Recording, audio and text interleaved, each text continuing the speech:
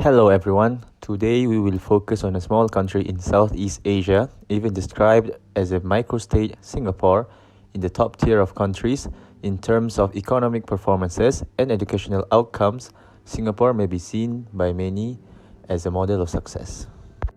We can therefore ask the question, is Singapore a model of multidimensional development? First, we will start by discussing Singapore's story and current situation. In a second step, we will analyze the successes but also the dark sides of this success. According to a 3rd century Chinese account, Singapore was first known as Pulau Chong, referring to Pulau Ujong, which means the island at the end of a peninsula in the Malay language.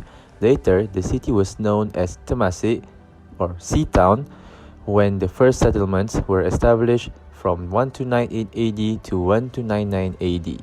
During the 14th century, this island was renamed to Singapore by a prince from Palembang when he was out on a hunting trip. He saw an animal he never seen before, which is the lion. So he decided to name the island the Lion City or Singapura from the Sanskrit word Simha, which means lion, and Pura, which means city. The modern Singapore was founded in the 19th century thanks to politics, trade, and a man known as Sir Thomas Stamford Raffles. During this period, the British Empire was eyeing a port of call in this region based on its merchant fleet and forestall any advance made by the Dutch. The British Empire later formed the state settlements, which include Singapore, Malacca, and Penang, due to their strategic position for making trades with international traders like the Chinese and the Arab traders.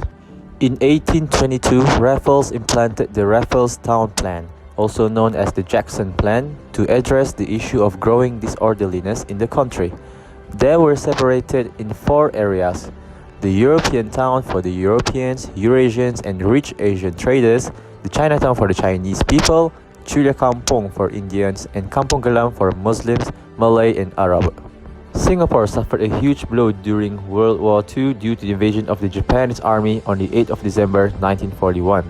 The British army tried to stop the invasion, but they failed massively and decided to surrender to the Japanese army on Chinese New Year, 15 February 1942.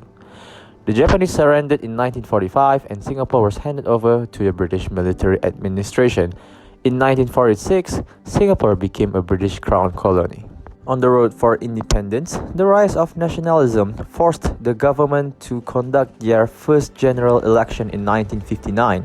The People's Action Party (PAP), who won 43 seats, and Lee Kuan Yew became the first Prime Minister of Singapore.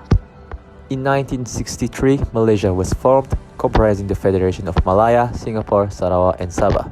The move was meant to foster closer ties.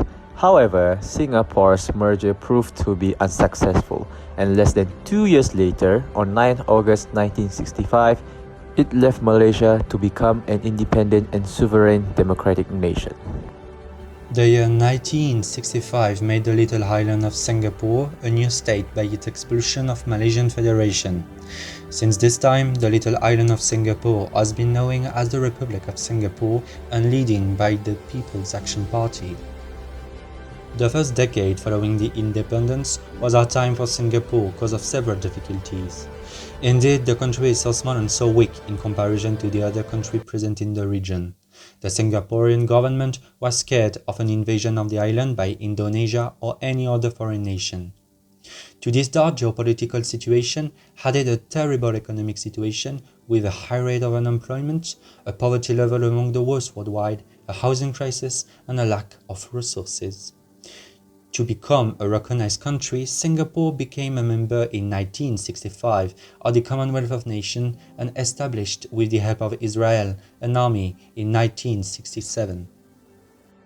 The 1980s and 1990s were for Singapore the beginning of the economic success and international opening.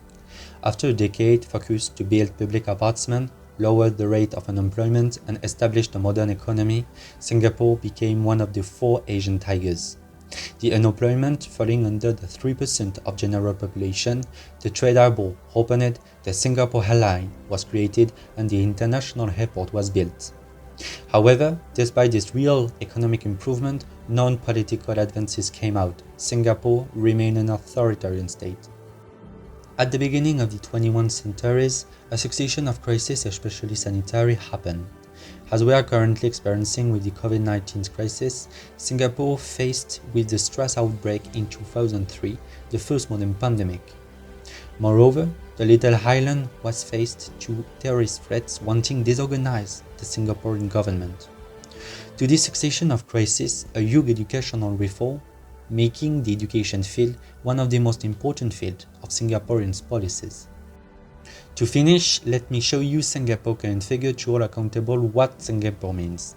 6,200,000 inhabitants, 4th GDP per inhabitant, about $100,000, when France is 14th in the ranking, in the top 3 countries of the PISA education ranking each year, one of the most diverse ethnic and religious population structure in the world.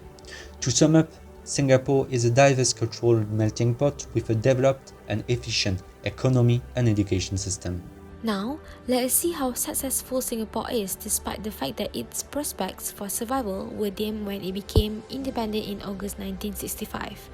During the past 53 years, Singapore became more and more successful, and little did they know that they have been transformed from a third world country to first world country. Singapore is the smallest of Asia's 4 little dragons, but in many ways it is the most successful and is Asia's dream country. Their success says a great deal about how a country with virtually no natural resources can create economic advantages with influence far beyond its region. It certainly is an example of an extraordinarily successful small country in a big world. One of their economic success is their land area has increased by 137 km² from 5,581 km² in 1959 to 719 km² in 2016 as a result of land reclamation efforts. With this factor and their strategic location of the island, they managed to control 40% of world maritime trade, which is what they are known for.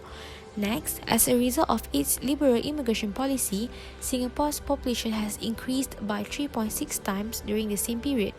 Not just that, the lives of Singaporeans have also improved, reflected in the drastic decline in the unemployment rate from 14% to 2.1% from 1959 till 2016.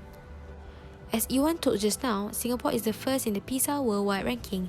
This ranking is very important for all nations because it assesses the education system of different countries. As you might know by now that Singapore really takes their education system seriously as it contributes to their economic growth. Education contribution is double-folded. On one hand, it provides skilled workers with a higher marginal productivity of labour, which obviously will affect on their GDP. On the other hand, in their point of view, education provides positive externalities. With education, they apply a mindset that when they invest in it, they consider only their individual benefits out. However, once they are finally educated, this education generates a benefit for a whole society, which is why they could maintain a profitable business that would, in return, give a job to other people. Singapore's success can be attributed to these 5 factors: the pragmatic leadership of the late Lee Kuan Yew and his successors, an effective public bureaucracy, effective control of corruption, reliance on the best and brightest citizens through investment in education and competitive compensation, and last but not least, learning from other countries. But this outstanding global development of Singapore is not as ideal as you may think. Indeed, Singapore developed itself to the expense of other problems and inequalities. First, the contribution of immigrant workers, mostly from China, led to a loss of the Singapore's culture. For example, today the Malay language has practically disappeared in the city-state and has been replaced by English and Mandarin Chinese. The search of a peaceful country with a strong and powerful government also led to an almost totalitarian state. The PAP, People's Action Party, leads the country since its creation in 1954, and the Internal Security Act permits the detention without any time limit, formal charge or trial. Singapore is also singled out by Amnesty International for its use of the capital sentence, the almost non-existent right to strike or protest, and the fear of the press, which censors itself. The entire Singapore's financial system is based on the attractiveness of lower taxes. That's what we call a tax haven. Bank secrecy, company anonymity, and VAT at only 5%. Thus, in 2017, For $741 billion profit in tax haven, 98 came from Singapore. But the agreements of the Indonesia-Malaysia-Singapore growth triangle are also controversial. Indeed, Singapore provides financial capital, qualified workforce, technologies, and access to the world market, and Malaysia and Indonesia provide semi-qualified or cheap workforce, basic infrastructures, land, and natural resources. That could make you think that this could be a good trade for everyone. However, this trade is based on inequalities between those different countries, and thereby those inequalities will not disappear. This growth triangle gives access to Singapore to free trade zone in other countries. In Malaysia, the project Iskandar Malaysia seeks to expand the influence of Singapore by the creation of industrial, residential, commercial, and touristic complex next to the border. In Indonesia, many Singapore's companies are relocating their factories because of the lower salaries and less restricting legislation. Finally, the project Iskandar Malaysia, the artificial expansion of Singapore on the sea and the passage of thousands of container ships, resulted in an ecological disaster with the destruction of mangrove and wildlife in general. Thus, local fishermen and many other workers lost their job and ended up pirates. According to everything we saw during this video, we can see that Singapore is an impressive model of development despite some inescapable problems that the country managed to hide. Before we end this video, let's appreciate how beautiful and modern Singapore is. Look at their extraordinary architecture, skyscrapers, and historical buildings. Of course, a modern country doesn't build in an instant. It took them a while to achieve where they are now despite being the 20th smallest country in the world. But let's question ourselves, is the size of a country really matters in their multidimensional development?